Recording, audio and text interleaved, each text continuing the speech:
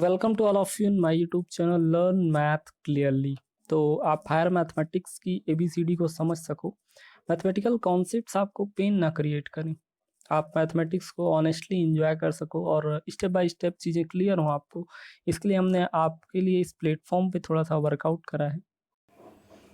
यहाँ पे एक चीज़ मैं आपको क्लियर कर दूँ, जैसे थंबनेल में आपको दिख रहा होगा लखनऊ यूनिवर्सिटी एब्स्ट्रैक्ट अलजेब्रा। तो अगर कुछ अदर स्टूडेंट्स भी लेक्चर्स को देख रहे हैं मेरे, तो बिल्कुल कंफ्यूज नहीं होंगे। मैथमेटिकल कॉन्सेप्ट्स हर किसी के लिए यूजफुल होते हैं और यहाँ पे हम लोग अंडर ग्रेजुएट मैथमेटिक्स डिस्कस कर रहे हैं, पेपर एब्स्ट्रैक्ट अलजेब्रा का। तो सबके लिए यूजफुल है, कोई पेन नहीं। बस एलयू स्टूडेंट्स को बेनिफिट ये है कि जो अपनी वो बुक प्रकाशन केंद्र की फॉलो करते हैं, उससे उनको चीज़ें जो चैप्टर्स उनके हैं 1 बाय 1 सीक्वेंस में मिल जाएंगे, ठीक है। तो जैसे मैंने बोला, इस प्लेटफॉर्म पे क्लैरिटी मस्ट है। आपको चीज़ें क्लियर हो तभी आप एंजॉय कर पाओगे उस चीज़ को, मैथमेटिक्स को।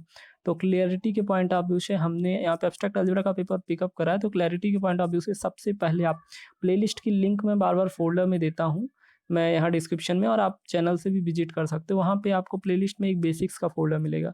अलजेब्रा स्टार्ट करने से पहले हम लोगों ने सबसे पहले यही लेक्चर सीरीज बनाई और इसमें set, relation, Cartesian product, binary operation, group homomorphism, isomorphism, ढेर सारी वो सारी इन्फॉर्मेशंस यहाँ पे डिस्कस करी हमने, आपके साथ शेयर करी, बातें करी उन सारे टॉपिक्स पे जो आपको जानना चाहिए अलजेब्रा स्टार्ट करने से पहले।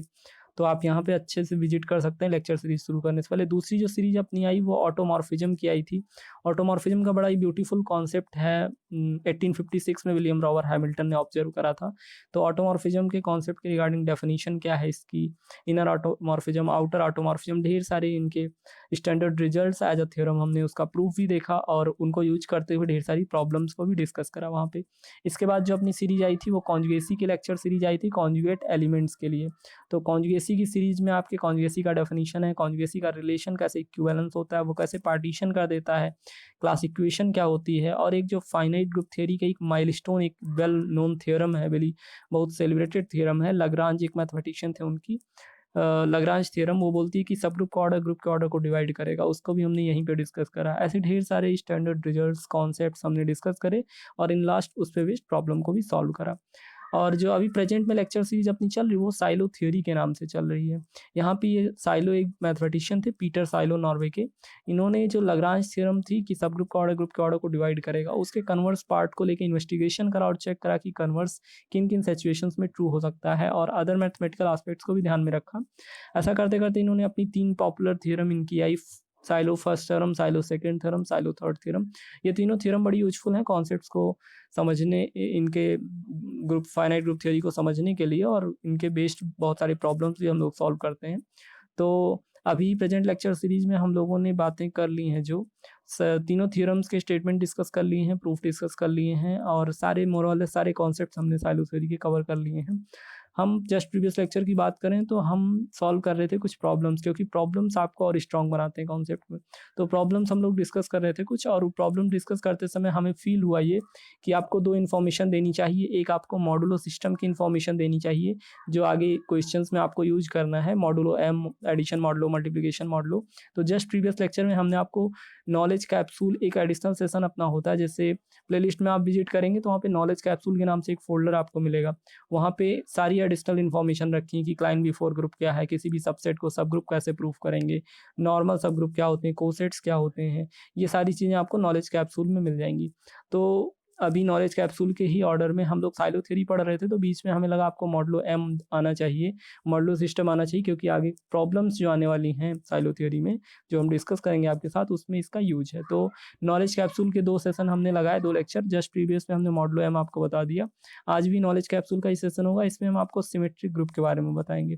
किसके बारे में? सिमेट्रिक ग्रुप के बारे में बताएंगे, और इसको कवर करने के बाद देन आफ्टर हम फिर से अपनी प्रॉब्लम्स डिस्कस करेंगे साइलो थ्योरी की, ठीक है। तो आज का लेक्चर स्टार्ट करते हैं। आपको नॉलेज कैप्सूल के नाम से चीज़ें दिख रही होंगी। आज के लेक्चर में आपसे सिमेट्रिक ग्रुप के रिगार्डिंग चीज़ें शेयर करनी है।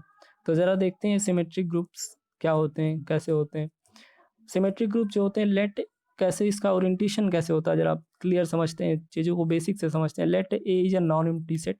सबसे पहले आपके पास एक सेट ए होना चाहिए जो एलिमेंट्स में, जैसे उसमें ऑब्जेक्ट्स रखे हों या सिम्बल्स रखे हों, तो आपके पास एक सेट होना चाहिए। मान लीजिए उसमें n नंबर ऑफ एलिमेंट हैं, A1 A2 A3 dot dot dot N number of element हैं। देन वन में think about the bijective maps from A to A. देखिए आपके पास एक सेट आ गया और बेसिक्स की जो लेक्चर सीरीज है उसमें आप विजिट करेंगे तो मैंने फंक्शन के बारे में बहुत अच्छे से आपको समझाया है कि अगर फंक्शन का नाम आपके सामने अपीयर हो तो ब्रेन में तुरंत दो चीज़ें आनी चाहिए कि उस फंक्शन के लिए डोमेन और कोडोमेन होगा।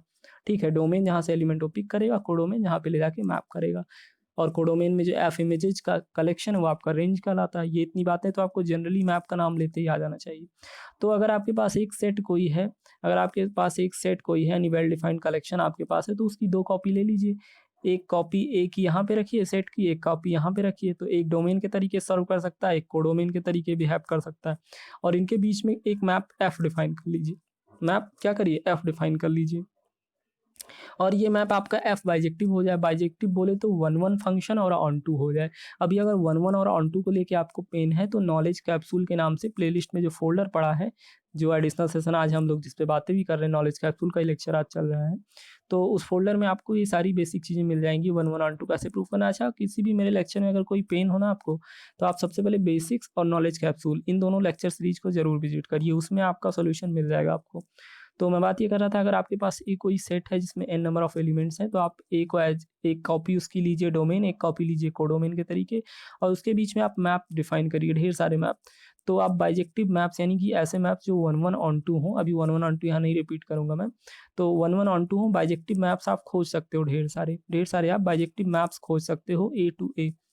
तो ये जो बाइजेक्टिव मैप्स होंगे, पता है इनकी नंबरिंग कितनी होती है, ये लोगों ने ऑब्जर्व करा है और ये लोगों ने पता किया है कि अगर आपके ये एक सेट लेते हो जिसमें n नंबर ऑफ एलिमेंट हैं और उसी को डोमेन और कोडोमेन मान के आप उसमें एफ आई, यहाँ पे आई आपका वेरी करेगा, F1 F2 F3 ढेर सारे फंक्शंस डिफाइन करते हो। और स्पेशली बात क्या है कि वो बाइजेक्टिव मैप्स हों, वो मैप आपके बाइजेक्टिव हों।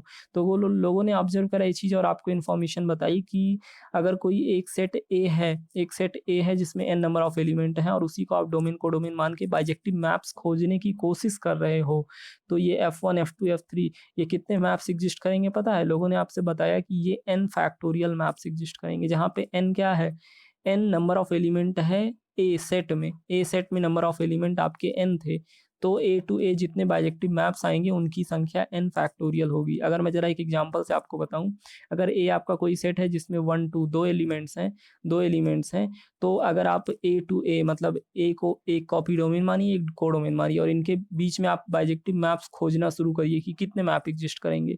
तो लोगों ने आपको बता रखा है कि ए में जितने नंबर ऑफ एलिमेंट हैं उसका फैक्टोरियल, मतलब दो नंबर ऑफ दो एक दो दो एलिमेंट्स हैं तो 2 फैक्टोरियल, मतलब 2 इंटू 1 दैट इज 2, मतलब कि दो बाइजेक्टिव मैप्स आप ढूंढ सकते हो ए टू ए।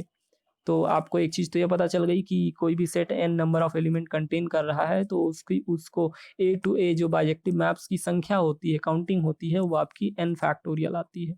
अभी जरा आप देखिए, here number of such bijective maps comes out equal to n factorial, ये तो मैंने आपको अभी भी बता दिया। Whereas number of elements in A are n, ये n फैक्टोरियल आपको n कहाँ से आया, नंबर ऑफ एलिमेंट्स जो ए में हैं वो n है, तो ए टू ए अगर बाइजेक्टिव मैप्स कितने होंगे बात करें तो कितने होंगे, n फैक्टोरियल होंगे, ये आपको बताया गया है।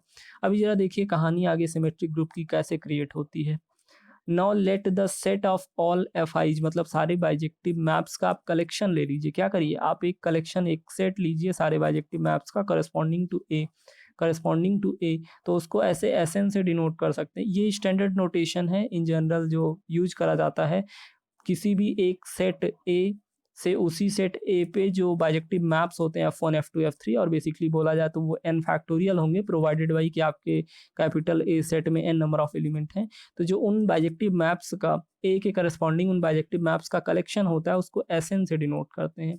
और ये एसएन आपको ये बता रहा होता है कि एस आपका जो है बाइजेक्टिव मैप्स का कलेक्शन है। एक्चुअली ये एस स्टैंड करता है यहाँ पे सिमिट्री के लिए, ये स्टैंड करता है सिमेट्री के लिए, क्योंकि बाइजेक्शन जो आपका है ना, एक तरीके बोलें तो बाइजेक्शन की ब्यूटी ये है, जैसे आपसे बोला जाए आप एक मैंगो लीजिए और हाफ आप कट कर दीजिए, एक एप्पल लीजिए, आप एक एप्पल लीजिए और उसको हाफ आप कट कर दीजिए। एप्पल को आप अगर एग्जैक्टली डिवाइड कर रहे हो हाफ में, तो एक दूसरे पे रखोगे, कवर अप कर लेंगे, दोनों पोर्शंस दिखेंगे आपको सेम जैसे। तो बाइजेक्शन की ये ब्यूटी होती है, बाइजेक्शन को अच्छे से वहाँ पे हमने क्लियर करा है आपके लिए। तो ये एस स्टैंड करता है आपका सिमिट्री के रिगार्डिंग, किसके लिए एग्जिस्ट करता है, ये सिमिट्री के रिगार्डिंग एग्जिस्ट करता है, इसलिए यहाँ पे एस एन से डिनोट करते हैं। और ये जो सब स्क्रिप्ट में एन लगा है ना, ये आपको बताता है कि जो बाइजेक्टिव मैप्स आपने एन फैक्टोरियल बाइजेक्टिव मैप्स यहाँ पे रखे हैं वो किसी सेट ए के करस्पॉन्डिंग बने हुए हैं और जिसमें नंबर ऑफ एलिमेंट एन थे। तो ये एस एन लिखने के पीछे लॉजिक आपको समझ में आ गया, एस सिमिट्री के लिए स्टैंड करता है और ये एन जो सब स्क्रिप्ट में है ये आपको बताता है कि जो यहाँ पे आपने एस एन में number of bijective maps n factorial ले रखे हैं, ये मैप्स कहाँ से कहाँ पे डिफाइन है, किसी सेट ए से ए पे डिफाइन है जहाँ पे ए की कार्डिनलिटी यानी ए में नंबर ऑफ एलिमेंट एन है आपके, ठीक है, ए में नंबर ऑफ एलिमेंट एन है। अभी क्या हुआ, मैंने आपको ग्रुप के रिगार्डिंग बताया था, बेसिक्स के फोल्डर में मैंने आपको बताया था कि आपके पास एक कोई जी नॉन एम्प्टी सेट हो और उसके साथ आपका एक बाइनरी ऑपरेशन हो, तो ये अलजेब्राइक स्ट्रक्चर होता है। और ये अलजेब्राइक स्ट्रक्चर अगर closure, associativity, existence of identity, existence of inverse, इन चारों प्रॉपर्टीज को फुलफिल करे तो वो आपका ग्रुप हो जाता है, ये अलजेब्राइक स्ट्रक्चर आपका ग्रुप हो जाता है। इतनी बातें तो आपको याद आनी ही चाहिए, मैंने बताई हैं। अगर नहीं याद है तो आप कहाँ विजिट करेंगे, आप बेसिक्स में विजिट करेंगे, वहाँ पे मिल जाएंगी आपको चीज़ें। तो यानी कि आपके पास अभी एस एन ये जो बाइजेक्टिव मैप्स का ए टू ए बाइजेक्टिव मैप्स का कलेक्शन आ गया, यानी कि एक नॉन एम्प्टी सेट तो आ गया। अगर एक बाइनरी ऑपरेशन मिल जाए तो अपना काम बन जाए, अगर एक बाइनरी ऑपरेशन मिल जाए और वो closure, associative, existence of identity, existence of inverse को फुलफिल करे तो वो आपका ग्रुप बन जाएगा। और हम देन आफ्टर, आपको पता है ना क्या कहने जा रहे हैं, अभी आगे देखते हैं उसको हम क्या बोलने जा रहे हैं। अच्छा, अगर ये closure, associativity, existence of identity और एग्जिस्टेंस ऑफ यूनिवर्स जो मैं बोल रहा हूँ प्रॉपर्टीज, इसको लेके पेन है तो आप बेसिक्स विजिट करिए, वहाँ पे अच्छे से एक्सप्लेन करा है कि ग्रुप कैसे हो जाती हैं चीज़ें। तो अभी आपके पास क्या है, अभी आपके पास ये एस एन जो है बाइजेक्टिव मैप्स का कलेक्शन मिल गया। जरा बाइनरी ऑपरेशन क्या होगा देखते हैं। आपको एक फंक्शंस के रिगार्डिंग बाइनरी ऑपरेशन अच्छे से पता है, कंपोजिशन ऑफ फंक्शन ऐसे ओ से डिनोट कर लें। जैसे ये F1 F2 दो फंक्शंस हैं, तो इनका कंपोजिशन ऐसे ओ से कर लेते हैं। और कंपोजिशन आपका सिंपली वर्कआउट कैसे करता है, जैसे F1 F2 को आपको x पे वर्क करना है तो पहले F2 x वर्क कर लेता है, F1 बाहर वेट करता है। तो दो फंक्शंस का कंपोजिशन जो है वो एक बाइनरी ऑपरेशन होता है। ये वेल नोन इन्फॉर्मेशन है, आपको पता है कि दो फंक्शंस का जो कंपोजिशन होता है वो आपका बाइनरी ऑपरेशन के तरीके। अभी हर कोई ऑपरेशन बाइनरी नहीं हो जाता है, बाइनरी होने के लिए कुछ कंडीशन होती है जो मैंने आपको बेसिक में बताई है। और जो ये आपका कंपोजिशन ऑफ फंक्शन है ना, ये बाइनरी होता है, ये मैं आपको बता रहा हूँ कि ये बाइनरी होता है। तो अपना तो काम बन गया, आपके पास क्या है, आपके पास नॉन एम्प्टी सेट आ गया, यानी कि बाइजेक्टिव मैप्स का कलेक्शन आ गया। और ये बाइजेक्टिव मैप्स कहाँ से आए हैं, ये एस एन आपको पूरी कहानी बता रहा है। एस मतलब सिमेट्री और एन मतलब कि ये जो बाइजेक्टिव मैप्स एस एन में रखे हुए हैं ये किसी सेट ए टू ए पे डिफाइन है जहाँ पे ए की कार्डिनलिटी एन है और तभी इसमें एन फैक्टोरियल मैप्स आए हैं। तो आपके पास क्या है, आपके पास एस एन ये नॉन एम्प्टी सेट आ गया और कंपोजिशन ऑफ फंक्शन एक बाइनरी ऑपरेशन आ गया। और मैं आपसे कह रहा हूँ ऑनेस्टली, आप बिलीव करिए या फिर बेसिक्स में जाके ग्रुप के एक्सियम्स चेक करिए, आप इसको चेक करिए जरा, ग्रुप के चारों एक्सियम्स, तो आपको मिलेगा कि ये एक ग्रुप होता है। ये non empty set along with the binary operation of composition, ये अलजेब्राइक स्ट्रक्चर एक ग्रुप फॉर्म करता है और उसी ग्रुप का आपका नाम है सिमेट्रिक ग्रुप। क्या नाम है, सिमेट्रिक ग्रुप, इसी को बोलते हैं। चूंकि बाइजेक्टिव मैप्स का कलेक्शन है और वो ग्रुप फॉर्म कर रहा है इसलिए इसको बोलते हैं सिमेट्रिक ग्रुप। तो अभी सिमेट्रिक ग्रुप एस एन कहीं आएगा तो कोई प्रॉब्लम नहीं होगी ना, जैसे S3 कहीं आ जाए सिमेट्रिक ग्रुप S3 तो आपको ऑपरेशन नहीं हुआ, बार बार बोला जाएगा कि कंपोजिशन है यहाँ पे। और आपसे ये भी नहीं बोला जाएगा कि S3 में नंबर ऑफ एलिमेंट्स कितने, अगर आपको बोल दिया जाए S3 ग्रुप है और बोला जाए इसकी कार्डिनलिटी, सॉरी इसका ऑर्डर बताइए आप, ऑर्डर ऑफ ग्रुप क्या होता है, नंबर ऑफ एलिमेंट्स जितने होते हैं नॉन एम्प्टी सेट में। तो S3 में नंबर ऑफ एलिमेंट्स कितने पड़ेंगे, S3 जो आपका ग्रुप है सिमेट्रिक ग्रुप है इसमें नंबर ऑफ एलिमेंट्स कितने पड़ेंगे, 3 फैक्टोरियल पड़ेंगे। क्योंकि आपको पता है S3 में जो नॉन एम्प्टी सेट है वो बाइजेक्टिव मैप्स का है और बाइजेक्टिव मैप्स ये जो सब स्क्रिप्ट है उतनी फैक्टोरियल यानी कि 3 फैक्टोरियल। तो S3 की ऑर्डर अगर कोई आपसे पूछे, कोई पूछे कि जो सिमेट्रिक ग्रुप S3 है इसका ऑर्डर क्या होगा, तो आप बताएंगे 3 फैक्टोरियल होगा यानी कि 6 होगा। 6 बाइजेक्टिव मैप्स मिलेंगे 3 सिंबल्स के करस्पॉन्डिंग। तो जरा एक एग्जांपल से हम थोड़ा और चीज़ों को क्लियर कर लेते हैं सिमेट्रिक ग्रुप के रिगार्डिंग यहाँ पे। चलिए एक एग्जांपल हम ले लेते हैं, जो कैपिटल ए सेट है उसमें 3 एलिमेंट्स ले लेते हैं, 1 2 3 3 एलिमेंट्स ले लेते हैं। तो एस एन जो आपका होगा, जो सिमेट्रिक ग्रुप के लिए नॉन एम्प्टी सेट होगा वो S3 फैक्टोरियल बनेगा, S3 फैक्टोरियल, सॉरी यहाँ पे 3 फैक्टोरियल नहीं लिखना था, यहाँ पे S3 लिखेंगे, S3 लिखेंगे। तो S3 में एलिमेंट्स कितने आएंगे, S6 गलत है, S3 लिखेंगे। S3 में एलिमेंट्स कितने आएंगे आपके, F1 F2 F3 F4 F5 F6 ऐसे एलिमेंट्स इतने आएंगे, ठीक है, इतने एलिमेंट्स आएंगे। यानी कि 3 सिंबल्स थे तो उनके करस्पॉन्डिंग 3 फैक्टोरियल यानी 6 बाइजेक्टिव मैप्स एग्जिस्ट करे। अभी ज़रा देखिए वो मैप्स होंगे कैसे? वो जो आप बोल देते हो bijective maps 3 n factorial exist करेंगे, तो अगर 3 सिंबल्स हैं तो 3 बाइजेक्टिव मैप्स होंगे कैसे? एक्चुअल में इन बाइजेक्टिव मैप्स को एक और नाम दिया जाता है। सिमेट्रिक ग्रुप के केस में इन बाइजेक्टिव मैप्स को एक और नाम दिया जाता है, बोला जाता है परमुटेशन। ये मैथमेटिकल वर्ड बोला जाता है परमुटेशन। अगर आप परमुटेशन के बारे में मैंने भी आपको नहीं बताया अभी, तो अभी परमुटेशन को आप बस नाम ही एज एक समझिए, और अगर कभी ज़रूरत पड़ी अभी यहाँ बियॉन्ड द स्कोप है तो मैं परमुटेशन भी क्लियर कर दूंगा। फिलहाल एक नाम इसको देते हैं। तो वो जो मैप्स आपके F1 F2 F3 F4 F5 F6 हैं 3 सिंबल्स के करस्पॉन्डिंग 3 फैक्टोरियल मतलब 6, उनका जरा बिहेवियर देख लेते हैं वो करेंगे क्या। A टू A डिफाइन हो रहे हैं, तो उनको ऐसे भी आप लिखते हो। F1 का एक्शन जो है ऐसे लिखते हो कि 1 2 3। ये एक तरीका होता है लिखने का कि आप ऊपर डोमेन के एलिमेंट लिख दो, नीचे कोडोमेन के एलिमेंट, मैपिंग उनकी लिख दो, ठीक है। और मैपिंग बगल में दी है अभी, उससे भी बताते हैं। तो 1 आपका 1 पे मैप होगा, इसको ऐसे रीड करते हैं। F1 जो है आपका 1 को 1 पे मैप करेगा, 2 को 2 पे, 3 पे 3 पे, 3 को 3 पे। इसको अगर मैप से समझें तो ये आपका डोमेन है A, ये कोडोमेन है A, और इनके बीच में बाइजेक्टिव मैप जो आपका F1 है वो क्या करेगा, 1 को 1 पे, 2 को 2 पे, 3 पे 3 पे ले जाए, 3 को 3 पे ले जाएगा। ऐसे करके हमने 6 मैप्स पूरे डिफाइन कर रखे हैं। देखिए कैसे आप जो ये बोल देते हो ना n फैक्टोरियल एग्जिस्ट करेंगे बाइजेक्टिव मैप्स, तो वो n फैक्टोरियल आप डिफाइन कर सकते हो। हालांकि लेंदी हो जाता है अगर ऑर्डर बढ़ जाए ग्रुप का, लेकिन 3 के लिए हम दिखा सकते हैं क्योंकि 6 ही हैं। और F2 जो है आपका क्या करो, 1 2 3 ऊपर डोमेन तो लिखो, 1 को 1 पे, एक को फिक्स कर दो, 2 को मूव करा लिया जाता है। तो 1 को 1 पे मैप करेंगे, 2 को 3 पे मैप करेंगे, 3 को 2 पे मैप करेंगे। और अगर इसका इक्विवेलेंट हम ये डायग्राम देखें और ऐसे ये वाला डायग्राम देखें तो देखिए ये A आपका है 1 2 3, और ये भी A आपका 1 2 3। 1 को 1 पे ले जाएगा, 2 को 3 पे, और 3 को 2 पे ले जाएगा। ऐसे करके आप खुद ऑन द पेपर कर सकते हैं। देखिए F3 डिफाइन करा है, F4 डिफाइन करा है, F5 और F6 डिफाइन करा है, F6 डिफाइन करा है। मतलब जो S3 में जो बाइजेक्टिव मैप आपके 3 फैक्टोरियल आएंगे, F1 F2 F3, ये कोई ऐसे नहीं कि मैंने आपसे बोल दिया F6 मतलब 6 बाइजेक्टिव मैप एग्जिस्ट करेंगे। उनकी वर्किंग भी आपको दिखाई कि वो वर्क कैसे करेंगे मैप्स। तो अभी आपको चीज़ें ये देखिए, रिमार्क में मैंने वो बात लिखी जो आपसे बोला था कि these bijective maps are also known as permutations. इनको परमुटेशंस कहते हैं। इनके रिगार्डिंग एक अलग से पूरा कॉन्सेप्ट है। फिलहाल सिमेट्रिक ग्रुप अभी आपको सिर्फ जानना था, क्योंकि साइलो थ्योरी की जो प्रॉब्लम्स हम डिस्कस कर रहे हैं ना उसमें सिमेट्रिक ग्रुप अभी अपीयर होंगे, तो वो आपको जानना जरूरी था।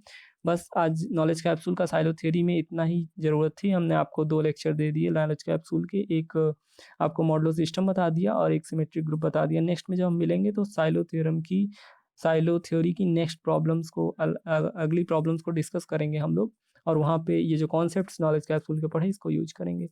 ठीक है, तब तक के लिए आप चीज़ों को रिवाइज करिए, फिर मिलते हैं नेक्स्ट लेक्चर में आपसे।